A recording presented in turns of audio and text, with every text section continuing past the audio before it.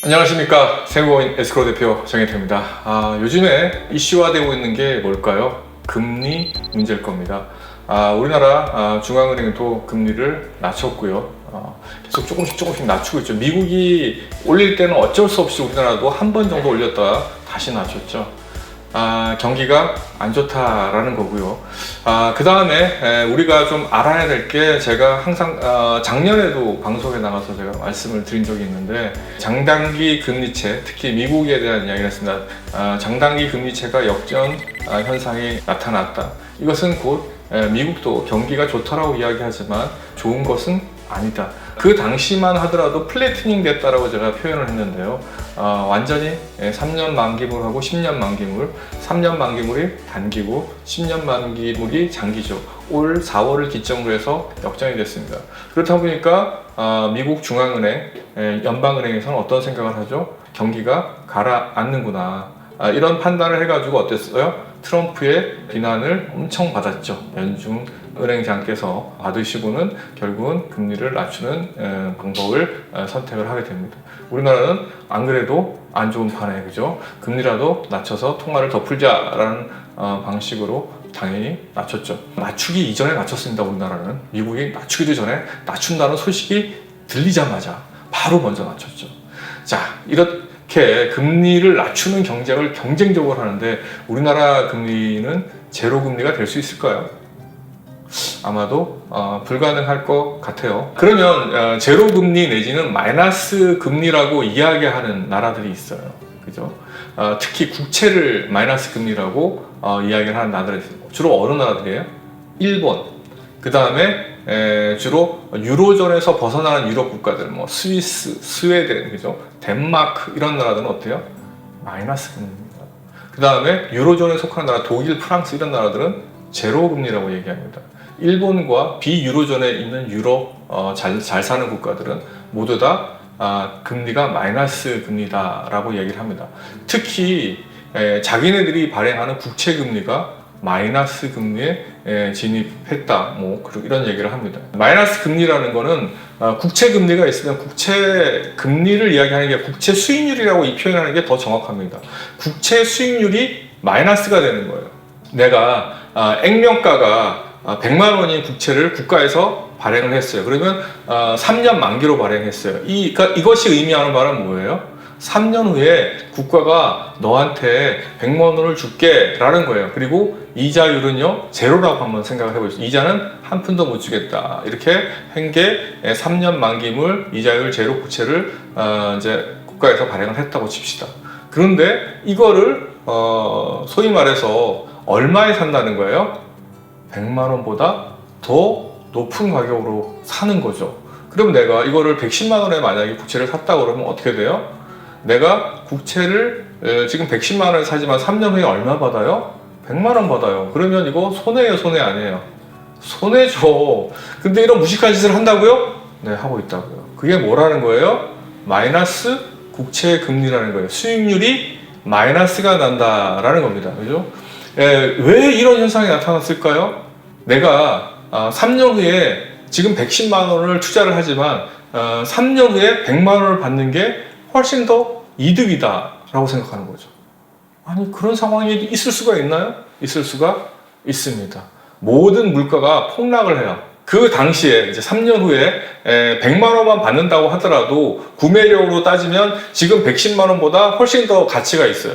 예를 들어서 지금 사과를 110만 원 주면 11개를 사 먹을 수 있는데, 그 당시에 물가가 확 내려가지고 사과를 20개를 사 먹을 100만 원만 줘도 20개를 사 먹을 수 있다고 생각하면 어떻게 돼요? 9개가 실물적인 측면에서 보면 이득이잖아요. 극심한 디플레이션을 가정을 한다라고 하면 이런 상황이 될 수 있어요. 구조적인 불경기라고 해요. 이런 불경기는 쉽게 벗어날 수가 없어요. 제가 극단적으로 이렇게 사과 얘기도 들고 금리가 뭐 이렇게 수익률 얘기도 들었지만, 현실에서는 이렇게 극단적이진 않아요. 그렇지만 이해를 시켜드리기 위해서 제가 표현을 이렇게 한 거고요. 일본이라는 나라는 어때요? 이런 마이너스 금리가 있고 비유럽권에 있는 유럽 국가들은 어떤 상황이라는 얘기예요? 이렇게 계속 마이너스라는 거예요. 물가가 계속 떨어지고 있는 거예요. 그죠? 정말 무서운 얘기입니다. 그리고 또 어떤 상황이냐면은 국채라는 거는 대단히 안전자산이에요. 이 국채를 내가 만기까지 보유하지 않고 팔면은, 그죠? 내가 바로 수익을 실현할 수 있다라고, 채권 수익을 실현할 수 있다라고 판단하면 이런 상황은 할 수가 있어요. 또 좀 더 극단적으로 제가 예를 한번 들어볼까요? 어떤 상황이 그런지. 지금 국채 이자율은 어떻게 발행돼요? 시장 이자율하고 연동돼서 발행돼요. 근데 지금 시장 이율이 막 10%예요. 그죠?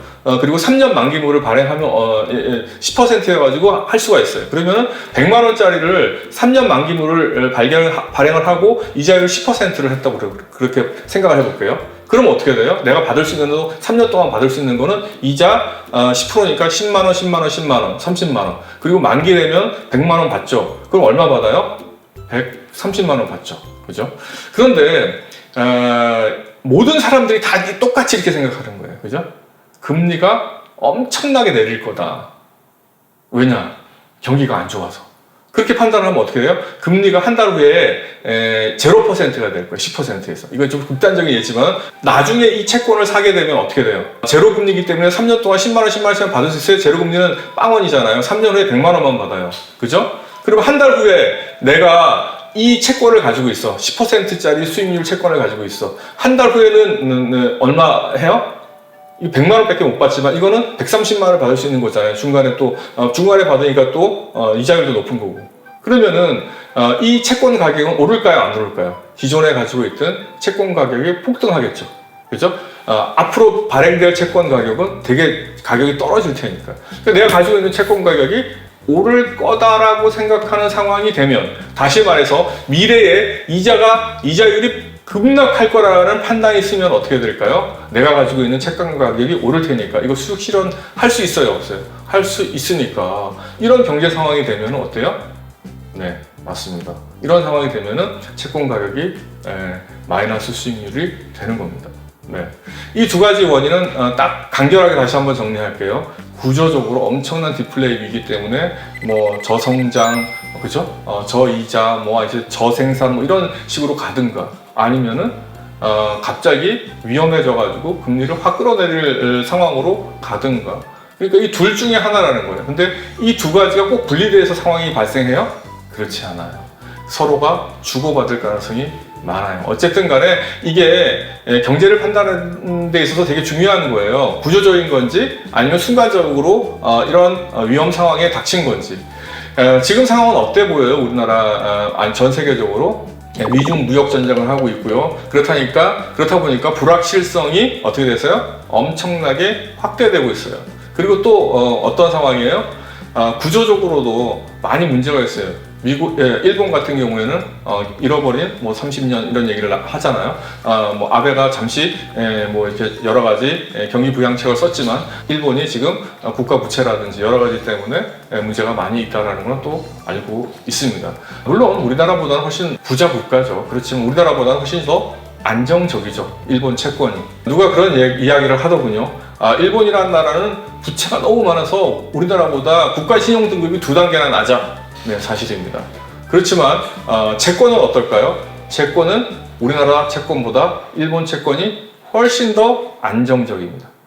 그렇기 때문에 일본은 자산이 많은 나라예요. 그렇기 때문에 일본 채권 부채가 많다, 국가 부채가 많다고 해서 일본의 채권의信用도가 낮은 거는 아니에요. 우리나라는 채권信用도가 되게 낮아요. 그런 것들을 한 측면만 가지고 이해를 하시면 안 됩니다.